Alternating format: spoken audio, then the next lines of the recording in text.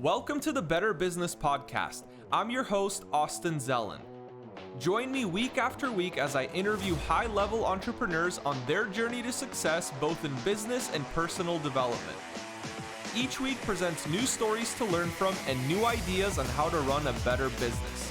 Stay updated with all the guests we'll have by subscribing to this podcast. Welcome to another episode of Better Business with Austin Zelan. Today we have special guest Scott Swerland. He's done a lot in the beauty and the health and wellness space, and I'm really excited to interview him to see what he's done in business and see if we can pull out some nuggets for you guys on how to run a better business. So Scott, thank you so much for joining me here today. I'm very excited for this interview, and I think it'd be good if we just started out with a quick story of like how you got started in entrepreneurship and how you got to where you're at today. Well, I mean, if you really want to go back, we can go back about 35 years when I incorporated my first company. Let's go back. But I learned at a very young age that if you want to make more than minimum wage, you had to do it yourself. Yeah. And you had to get started on your own. So I incorporated my first company when I was about 15. Oh, wow. Had about 10 employees, 16 through 18, then went off to college. So what was that company? Hold on. It was Scott's Auto, Boat, and Plane Detailing. Oh, okay. And that was back in the 80s, and I was making tens of thousands of dollars detailing cars and boats.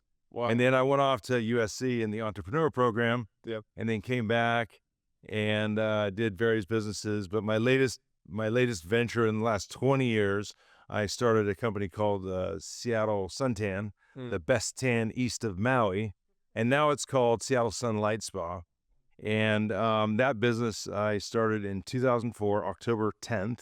So 20 years ago, 20 years last month. Yep. And I grew that company to what's called SST Group, which is a holding company of about 75 tanning salons.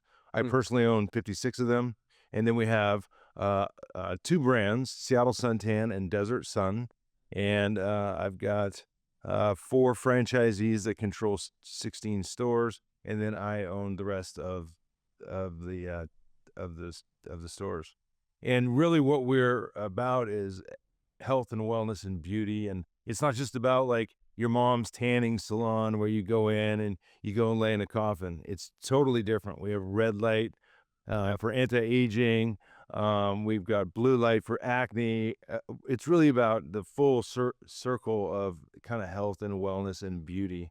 And, last year in Seattle alone, we saw over 1.25 million visitors. Wow. Which a lot of people are like, that's kind of crazy, but actually 20 years and we've been growing strong. That's one of my companies. Another company is what we refer to is True Fusion, and True Fusion is group fitness on steroids. So imagine every single type of group fitness gym that you could belong to, whether it's Pure Barre or Core Power or Orange Theory or kind of you name it, and we put it all under one roof, and we charge a low price, and we do like 250 classes a week. Wow. And most of it's heated, and I live in the hot yoga room. I'm down like 50 pounds since I started that company. Yeah. And so we've got a store in Bellevue, Washington, University Village, and as well as Ballard, which is over just outside of Seattle. Yeah. And then most recently, I'm kind of a glutton for punishment as I'm aging. I'm actually 85 years old, so I'm a glutton for punishment as I'm aging. I just started another company called Glow Light Med Spa, which is so exciting with the new technologies of kind of anti-aging, whether it's through cellular rejuvenation with NAD therapy, or it's these killer lasers that basically take all the blemishes away from your face, and you're like, dude, you must not have done it yet, and But I will. No, that's been a lot of fun, and we started that 5 months ago, and that's been going great. So kind of all of our businesses kind of meld into this health and wellness. Interesting. So you're telling me that when I was going to Desert Sun to avoid Seattle Suntan, I was really just going to SST. You were going to SST. Which store were you going to? No, I'm just kidding.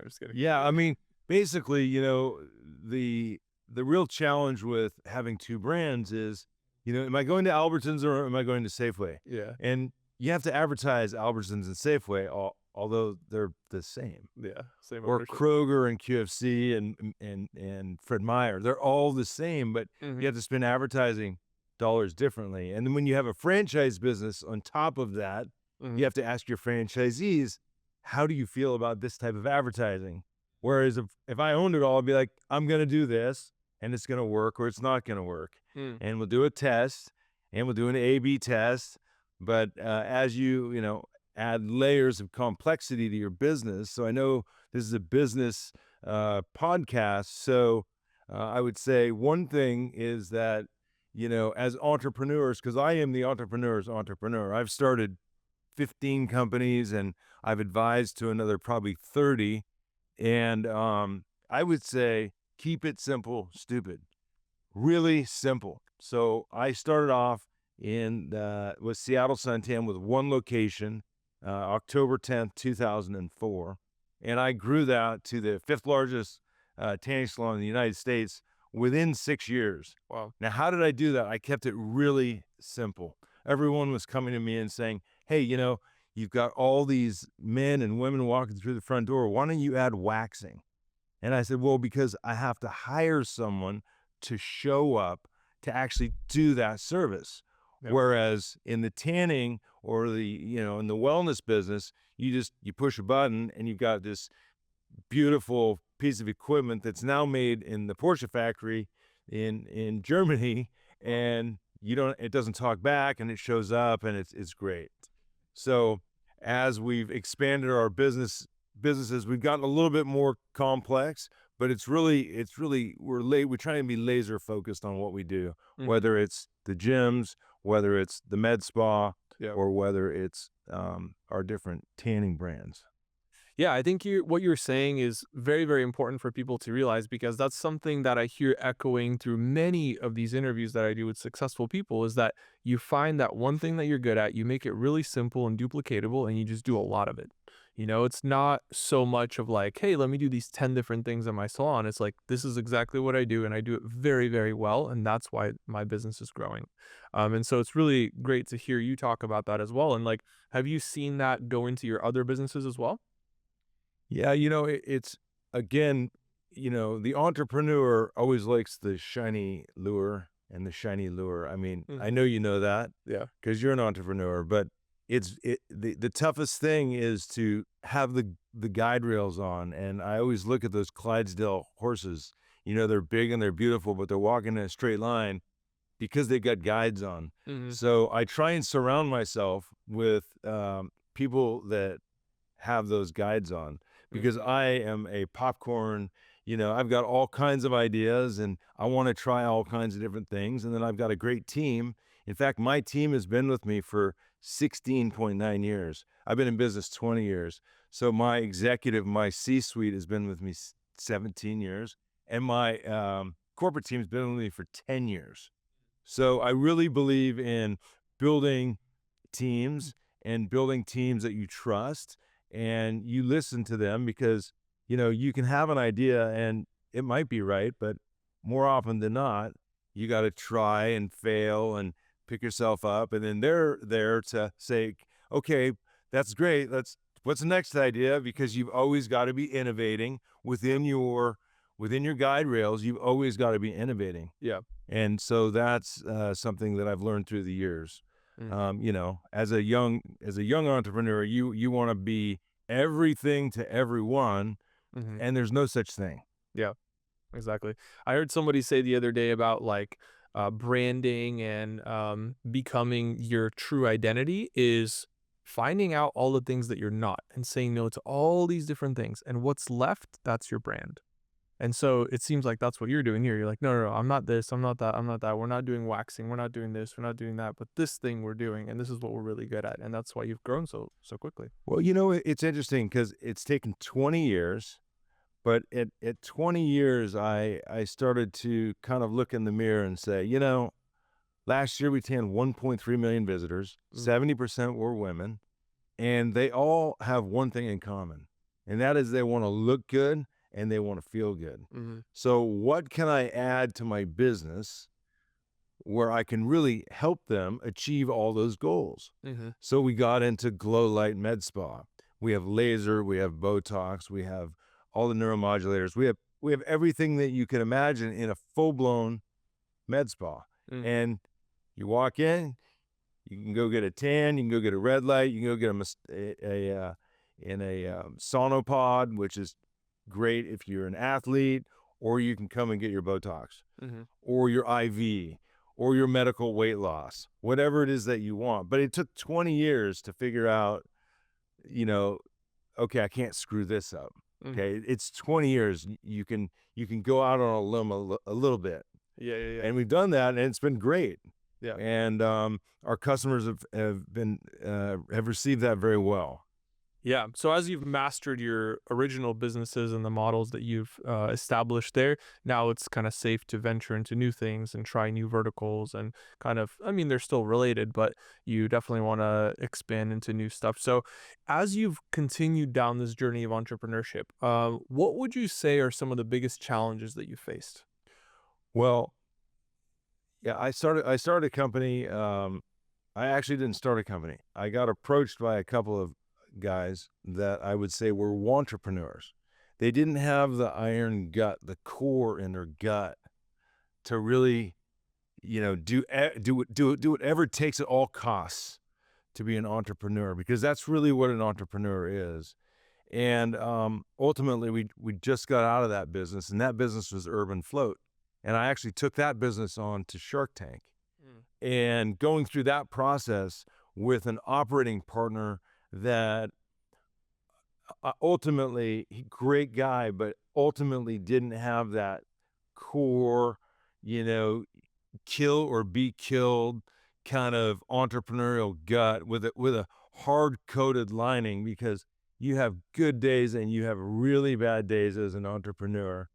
And so we just got out of that business. That was Urban Float. Took it on Shark Tank. It was a great TV show. We could do a whole show on Shark Tank, but Mm-hmm. we'll save that for a different day. No, I Uh, want to hear about it. That's coming. but so Urban Float was flotation therapy. Yeah. I wasn't really that passionate about the business. I was passionate about helping the passionate entrepreneurs Mm. that ultimately I think we're entrepreneurs. And so I still make quick decisions on people Mm. because I love people and I love helping people. But most of the time, I don't get as heavily invested in, I don't want to operate a bunch of more companies. Mm. I want to help mentor and educate those that I can, and that, have that kind of piss and vinegar that it takes to really, keep the drive going. Yeah, the people who are hungry and they want to grow and they're willing to do what it takes. So that's very interesting. And so as you've kind of progressed through that, though, in your own personal journey, have you seen that the people who are entrepreneurs or the people that are entrepreneurs, they tend to work together well, or is there kind of a separation of like the entrepreneurs end up staying with the organization and then the entrepreneurs kind of fall out? Well, I mean, so first of all, I'm still working at it every single day. Hmm. I don't have a tenth of the answers that I need, so I'm always looking to learn from those that I work with daily. But my core team, they know that I'm the entrepreneur, Hmm. and they know that they're there to pick up my pieces, whether they're good pieces or bad pieces, or they're there to really support me. And without a team, you really cannot scale a business. Yeah. And we've got, about 600 employees, maybe 700 employees through our different businesses. And I rely 100% on my team. I'm there to, give guidance. I'm there to, I try not to Monday morning quarterback. I try not to Tasmanian devil too much. But I'm really there for the kind of the glue that keeps it all rolling, Hmm. and just give them the ability to kind of drive our different businesses. Yeah, definitely. And so how many hours a week would you say you work? Um, you know, I guess if you asked my wife, she would say that it's like all the time because I always have my phone on me, and she thinks I could be on TikTok or Instagram, but I'm always checking numbers and I'm checking emails, and there's always this. Um, I'm always working. I mean, I just got 2 emails just now, and I'm not going to look because I'm too engaged in this. But I'm always Yeah. working, and I'm waiting on one email. It's probably, I mean, it's 4:30 on a Friday. I hope it's not that email, but I'm always working, whether it's Thanksgiving or Christmas or Veterans Day. I'm like, why is the office closed? Where am I gonna go? Am I supposed to stay at home? Not Um, work? What it really, yeah, I mean, so what I find myself doing is going to our gym Yeah. and hopefully getting in a couple classes on days where I don't have to go to the office. And Yeah. then when I do go to the office, the teams, they really respect. I think the more I'm out of the office, the more they get done. I know that's the case. And they might watch this someday and they'll be laughing because they'll say, yes, that's so true. But I really try and get in there every Monday and I'm like hit with everything that needs to be accomplished. Mm. And my CFO and I, who's really like my right hand and my left hand, he's like, "Okay, here's what we got to accomplish. We got this lease. We got this lease. You got to make a call over here. It's this person's anniversary. And then I'm like, yeah, did you know it's their birthday? So that's kind of what we do on Mondays. And then Tuesdays kind of slow down a little bit. And then Wednesdays, we've got a different group of people that come into the office because we've got different businesses and they can't all come in at once. Mm. I mean, sometimes I like that because I like doing 50 things at once. Yeah. And but it's not good for them. It's they have all kinds of isms. I don't even know what they would say if I wasn't there, but or if I walk out of the room, that's Scott. He did that again. He dropped the bomb and then changed subjects. Yeah. So I'm good at that. Like I'm like, hey, where's the holiday party? Oh, and by the way, what's membership count? Yeah. So I did that yesterday, and they're like, wait, holiday party. But they now, after 20 years or 16.9 years, know how to work with me. And they really come at me with everything that they want me to solve or that they need help solving or that they just want to bounce their ideas off. Yeah. And that's also the way that I work with different entrepreneurs. Hmm. I'm not going to go in there and, write your business plan, but I'm certainly going to help you, digest and tell you what I see with your business plan. The hockey stick doesn't work. So how are you going to get to the hockey stick? And it's that way with all of our different businesses. If we launch a new, um, you know, I found this, it was interesting. 15 years ago, I went to Costco Hmm. because I used to like to go to Costco. Mm. And I found a vacuum, a really cool vacuum, and it was just this vacuum. And I took it into one of my locations and I said, look at this new vacuum. It's a great vacuum. And they used the vacuum and now this was on a weekend. By the following Wednesday, I had like 30 requests for that new vacuum. Well, the new vacuum that I just bought for say $79.99, now all of a sudden it's a $3,000 vacuum because you got to go 80 times 30 plus tax.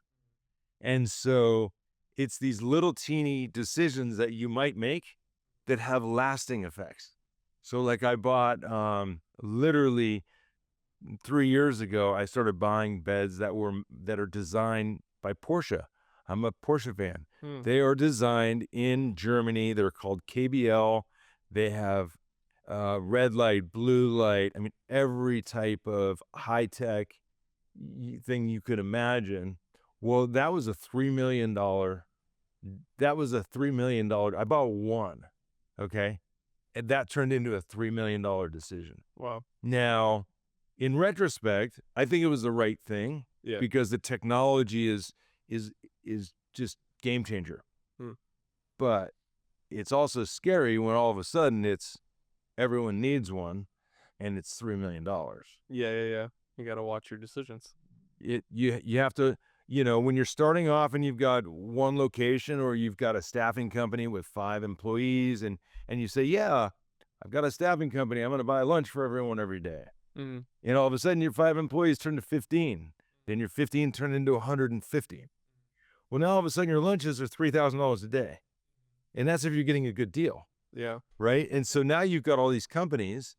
I was just reading about how Meta fired someone because they used a $25 voucher for if you stay past 6 o'clock to use on food. Well, they didn't want food; they wanted toothpaste and tea, and the person was making $400,000, and they got terminated Wow. over a $25 DoorDash voucher that was used improperly. Wow. That's But I crazy. mean, those are the decisions when you're starting off and you're entrepreneurial and you're like, I want to do everything for everyone and build a great team. And you got to be thinking about that. Now, I doubt Zuckerberg even knew about that. And I'm sure he feels really bad, but you know, those are the things that you have to think about. Actually, you don't need to think about that. Don't think about that. Think about building good teams and just sticking to what you know and Yeah. and really what you love. Mhm. Because if you hate doing whatever it is that you're doing, you won't be successful. Yeah. You gotta be passionate about it Yeah. because, yeah, I mean, that's a very, very important thing. So, tell us a little bit more about your Shark Tank experience. So I'll tell you about Shark Tank, and then I also want to tell you about COVID. Okay. Which would you like to hear about first? Let's do Shark Tank first. Okay, so Shark Tank, I'm a huge fan, or I was a huge fan. Yeah. I Um, still am. Don't ruin it for me. I won't ruin it for you. I get a call, Yeah. uh, and I watched every single episode of Shark Tank with my kids. I have 4 boys, and I hit pause, and I'm like, okay, are we doing a deal? You know, Pete, they're not even talking about profits. They're not even talking about how they're going to make money. Guys, are we in? Are we out? He'll do it. You had your own mini Shark Of Tank. course, with my children. That's awesome. I've got 4 great entrepreneurial young men I love that it. that are now in college and out of college. And so I get a call from Max Swedlow, who is the executive producer of Shark Tank. Mhm. And he says, "Hey, is Scott Swerland there?" And I said, "Yeah, this is me." And he goes, "Hey, this is Max Swedlow of Shark Tank." And I'm like, "Yeah, sure you are. Yeah, good one. You got me. See ya." Click. He calls me back. He says, "No, no, no. Are you near your computer?" And I said, "Yeah, I'm near my computer. Just type in my name, ask me a random question." So I did. I said, "Where do you go to school?" He told me. And I said, "Okay, what do you want with me?" And he goes, "Well, I saw you in an interview in Entrepreneur magazine, or it was an article or something along these lines." And he said, "I really want you to come on the show." And I said, like, let's rock and roll. Like, let's do this. And there's so much hype. And there's, you sign a document like yay thick and you shoot it on the back lot. There's certain things I can't even say, but whatever. You shoot it on the back lot of Sony, and it's very hush hush. And you start with like 50,000 companies, and they bring it down to like 120 companies, and then they shoot 120 companies, and this takes 6 months of kind of vetting, and you're building your pitch, you're sending them reels, you're Do they help you build the pitch? they I was fortunate. I had a team. Mhm. I have a full marketing team. I have a team, and so we kind of built the pitch, and they were like, "Yeah, I mean, you guys kind of got this. Like, let's rock and roll." And so my operating partner was with me, and he did his piece, and I did my piece, and we were in the 10th season, and we took a huge float tank down to LA, and the whole idea was we were going to fill the float tank full of water, and we were going to get Kevin, O'Leary, Mr. Wonderful, Mm-hmm. to get into the water. And that was the plan. Yeah. And like 2 weeks before that happened, Sony calls us up and they said, we can't get an insurance rider for that much water. Can we do it with half the water? We're like, it doesn't really work with half the water. So we had to totally kibosh the pitch, Mm. start over with 2 weeks. Wow.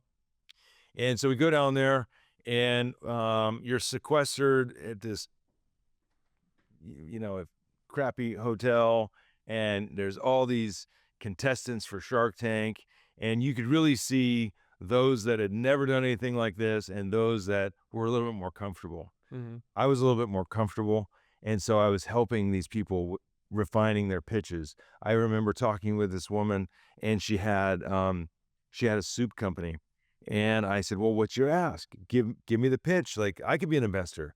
And she said, "Well," I said, "How much money did you do last year?" We did 150,000. I said, "How much are you asking for?" $1 million. And what's the valuation? $10 million. I said, "Honestly, I think that's just a wee bit too high." And she went out there with 10 million and she just got laid away. So we went out and we were the first ones to film that day. It was at 8 a.m.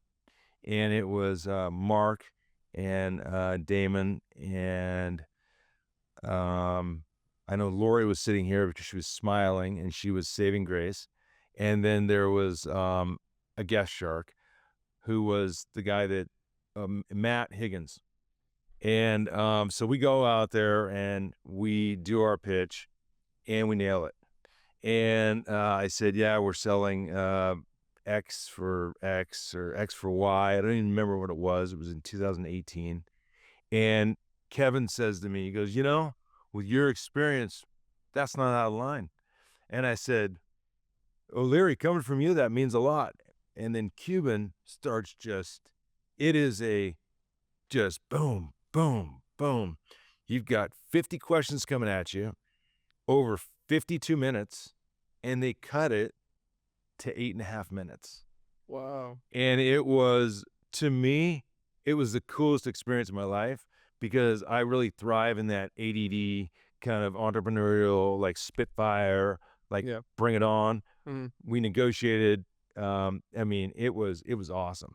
Kevin's like, well, I want to do this. And I said, well, how about 3%? We'll do a straight debt deal. Then I'll give you some warrants. And he's just like, you should be sitting up here. And I said, well, maybe one day. And then this guy, Matt Higgins, who's hard right, he goes, guys, wait a minute. I'm the perfect shark. And he goes into this whole sales pitch. It was his first show. Uh-huh.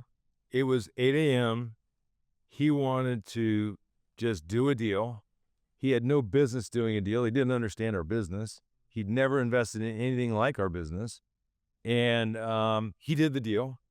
And big hugs. And then you go out into your trailer. And then they send out some analyst guy and he says, okay, let's talk, da-da-da. And then the days go on and the weeks go on. He started doing due diligence, and we had built this huge due diligence room for them to access. And they're like, oh my God, you guys are a real company. Because we were. I mean, I was utilizing everything that I knew from my, 75 tanning salons and that business, and basically just applying it to this new business with the audited financials and the, the investor presentation decks and everything I knew from that. And he finally was just like, look, man, I don't understand your business. Like, you don't have a cost of goods like French fries, and I'm in New York and you're in Seattle, and I'm in Madison Avenue, and you're like some hippie water thing, and I don't get it. So let's go forward. So that was 2018. Okay. The show aired. We shot that in June. They don't tell you if you're going to air. Mm. They don't tell you anything.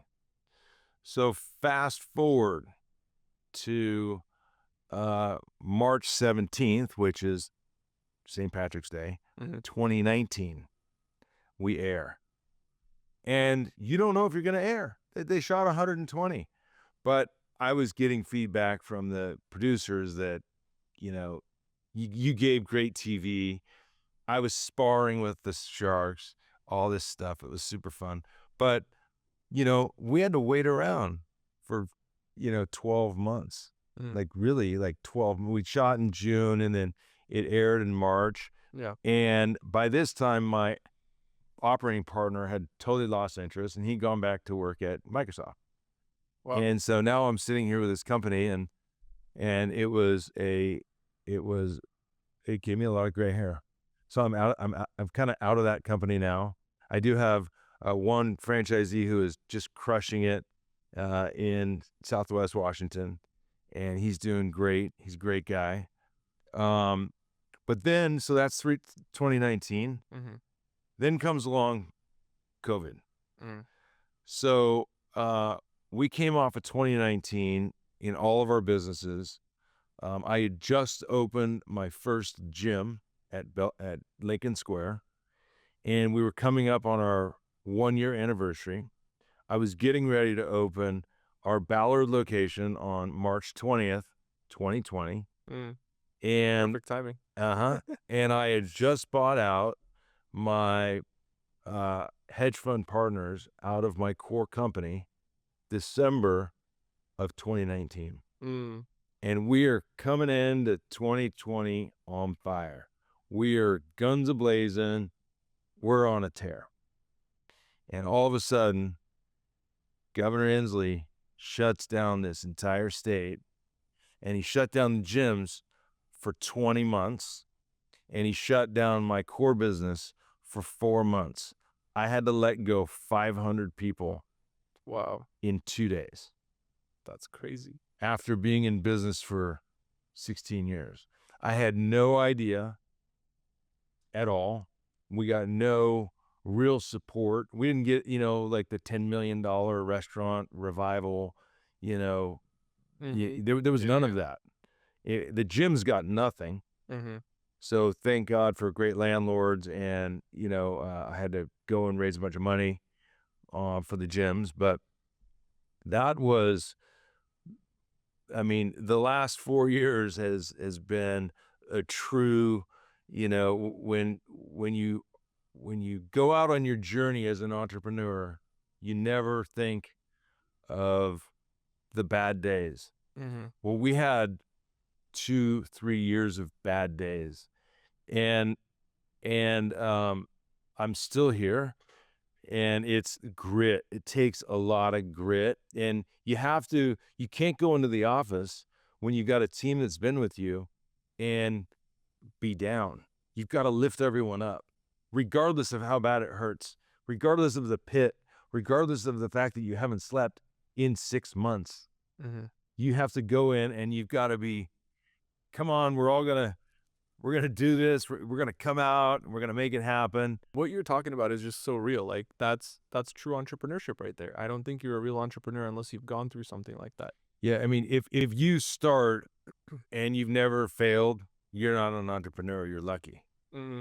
I mean, truth be told, Yeah. I started in the .com business, and that was like my third business, and I launched the first shop within a shop with Jeff Bezos on the cover of Fortune magazine when I'm 29 years old, and I was in a rocket, and we're going to the moon, and it was in 2000. No, God, it was 1998, and then boom, 2000.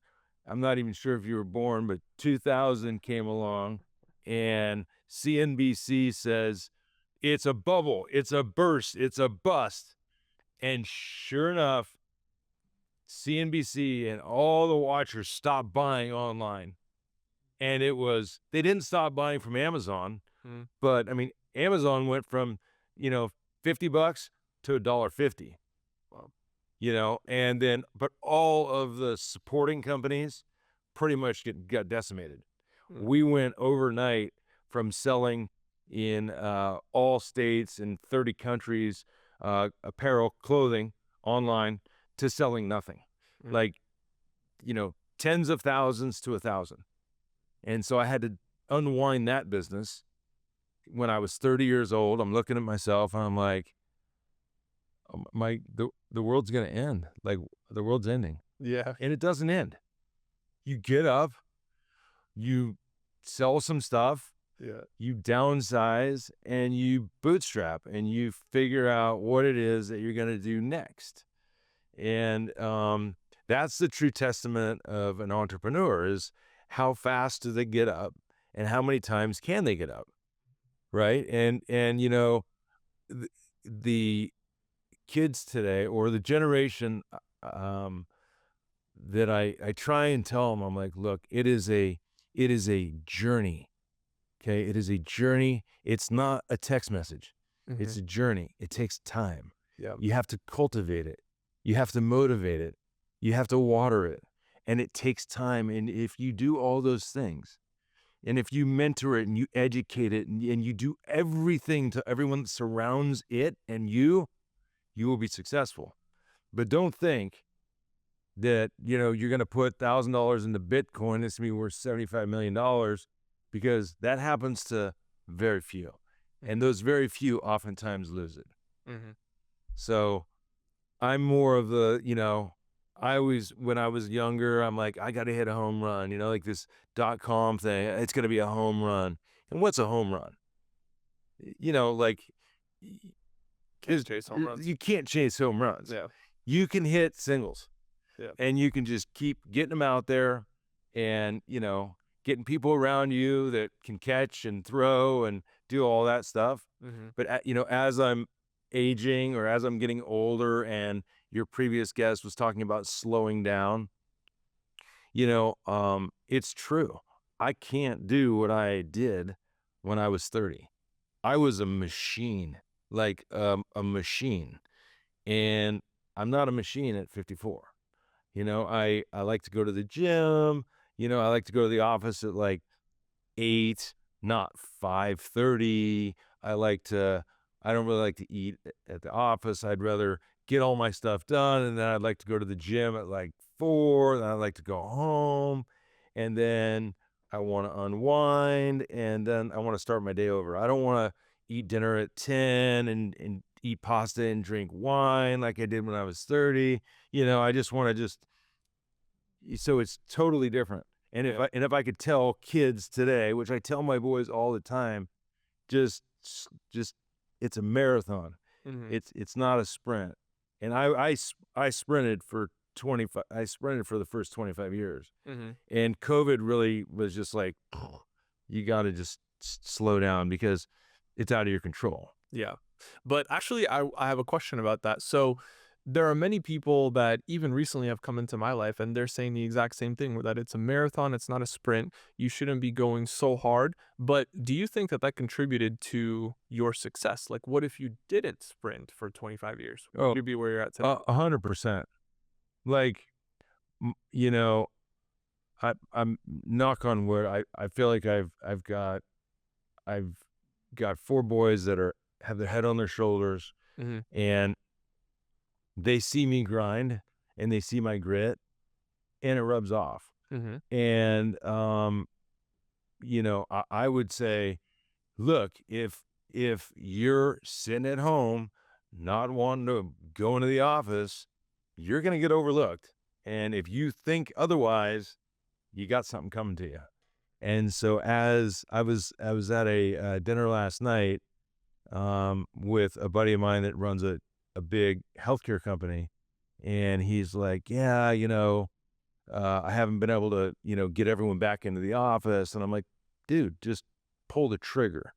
I mean, Andy, Amazon pulled the trigger and just pull the trigger and see what happens. Mm-hmm. And he's like, yeah, it's about time because there's so much more, I feel really, I feel for the kids that are coming out today or in the last 5 years that think that, work is sitting behind a screen, talking to someone and interacting.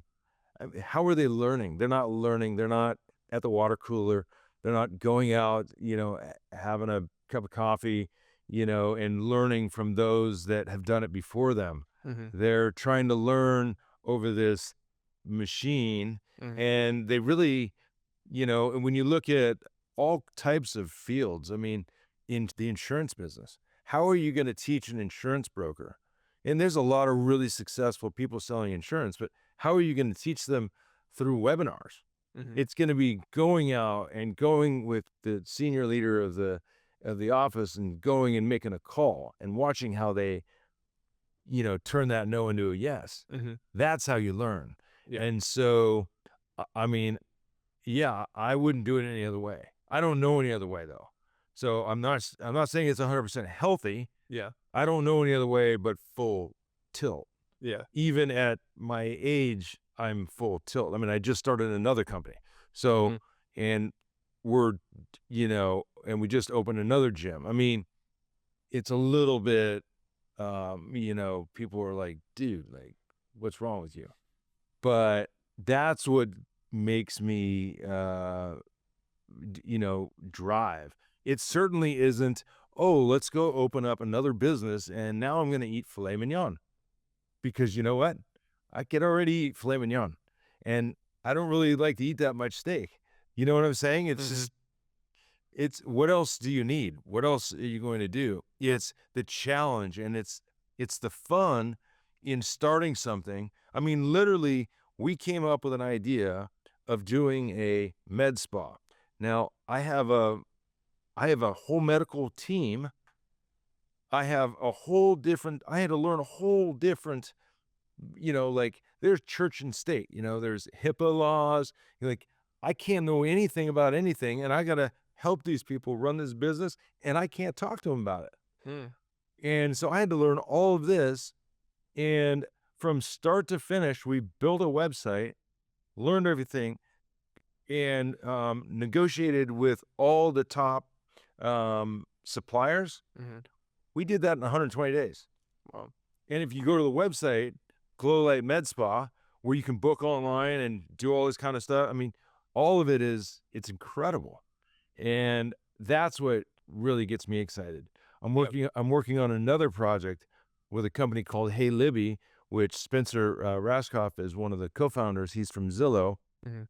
And and so now I'm involved with that company. And Hey Libby is really exciting because they're going to basically answer all the phones. I get 22,000 inbound phone calls a month on one brand. Wow. Most of those phone calls are, where are you located? Well, there's an internet for that, Mhm. but they want to talk to someone. And Hey Libby is this beautiful AI. You cannot tell it's AI. It's this is Hey Libby. I see you're calling from Bellevue. Are you looking to, da da da? And it's boom, can I send you the directions? And you can click it and it'll drop in your Apple Maps. And that's so much fun. That stuff just gets me fired up. Yeah, yeah, new technology. New technologies and Now, one thing that I noticed about your journey is that you had a couple moments where you knew that you had to pivot. So, two that really, really stood out to me was when you were selling online, it dropped from 10,000 to 1,000 as an example. And also when you had to let go 500 employees in 2 days. How did you know that was the right decision to make at that point? Because, like, most people would be like, oh, well, maybe my online sales drop, but I'll get them back up. Or maybe there's a situation where I can continue paying these employees, or maybe the restrictions will be lifted. Like, so when you're well, there's two questions there, right? The first is the .com bust. yeah. I was very involved with all kinds of companies that were going through the same thing I was going through. Mm-hmm. And look, at the end of the day, Mm-hmm. I probably could have, uh, you know, I'd built a beautiful team of we had in-house photography, we did all of in-house coding, we had a great team, and I have people with me for 16 years because I treat them like family, and that is my family. Mm-hmm. And when I looked at them and I said, "Look, I cannot see through the forest on this one, and I do not know how long the horizon is. I think we have to unwind this. And oh, by the way, you guys go talk to my buddy over here because I think he can use you. And then you over here, here's another idea for you. So helped launch those. And in fact, one of the companies got launched into a multinational, and they're all still in business together. And that was my tech team. Mm. Um, that was just going down memory lane. Um, and then with COVID, when your payroll is, I mean, I have two real expenses, rent and payroll. And when you have, you know, 500 employees at $20 an hour, and I mean, you could do the math, you could run out of money pretty quickly. So for me, it was about how are we going to be here at the end of whatever this is? And none of us knew what that was. None of us knew. So I didn't really have a choice. Mm. I kept my corporate team, Mm-hmm. and I kept my two directors in my gym. Mm-hmm. And other than that, everyone that was like kind of hourly, I said, I'm going to do weekly calls. We're going to do inspirational calls. We're going to do, I'm going to be there for you. I'm like their dad, for most of these. I mean, I have 700, 18 to 30-year-old young women that, a lot of them they looked up to, and, so I'm like, they're like, what's happening? And I'm like, I don't know, but hold on. So we were doing weekly calls. I did a weekly, or we did a couple of concerts. I had some artists do Zoom concerts. Mm. But I would say 85% of them came back, and the 15% that didn't come back, okay, Mm-hmm. they didn't come back. I didn't really, I'm not sure which 15% it was, but some of them were just like, I can't take this. I'm going to go live back at home, and I'm going to go back to school, Mm-hmm. or whatever it was. Yeah. But you have to be agile, and you can't be so set in your ways. Mm-hmm. And, for those that are learning from you, not really from me, but Here. from us, you know, you can make mistakes, and mistakes, if you keep doing the same mistake over and over and over, that's a bad idea. Mm-hmm. But if you learn from your mistakes, it's only going to make you stronger, leaner, faster, more agile, Mm-hmm. and have more gray hair, right? Yeah. At the end of the day. Yeah. Definitely. Cool. Well, wow, this has been really, really fascinating. As we wrap up here, is there any like final words of advice that you'd want to leave our audience with? I would say that, as, how old is your audience? I think there's people all over the place, anywhere Okay. from 20 to 50, 60. Yeah. So I think it's really the kind of the same advice for all age groups. Mhm. It's, you can do it. You just have to do it, and don't give up, and, extend, but don't overextend. Test, walk, crawl, walk, run, and then sprint if you've got something. And don't be afraid to, seek out mentors and those that have done it before you, even competitors. You might think that you have the greatest thing since sliced bread, but there's someone that's already tried slicing the bread probably the same way, and maybe they failed. And maybe they're willing to tell you how they failed and why they failed. So for me, when I started kind of all my businesses, I went to the leaders of the industry, Mhm. and I was a sponge, like 1,000 questions. Oh, really? You did that? Oh, wow. That's interesting. Take your notes, go back, digest, think about it. If I did it this way, oh, that'd be a little bit different. Yeah. And then that's how you create your own mojo, right? Yeah. And then if you really want to be successful, you have to build teams. You can't be I. It's got to be we, and it's got to be us.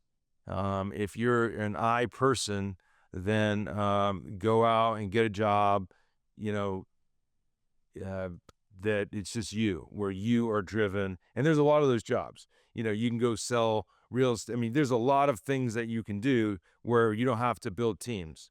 And, I might even think about that now, because building teams is really tough in the world that we're in, because Mhm. everyone's instant, instant, instant. Yeah. And so, but if you've got the bug, go for it.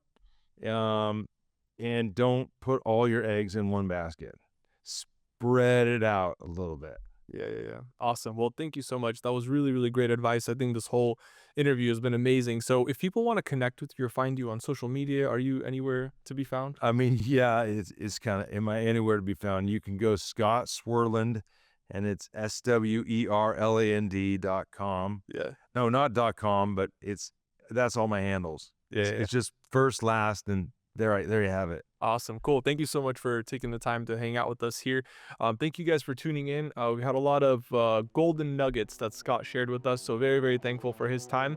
And we'll see you all on the next episode.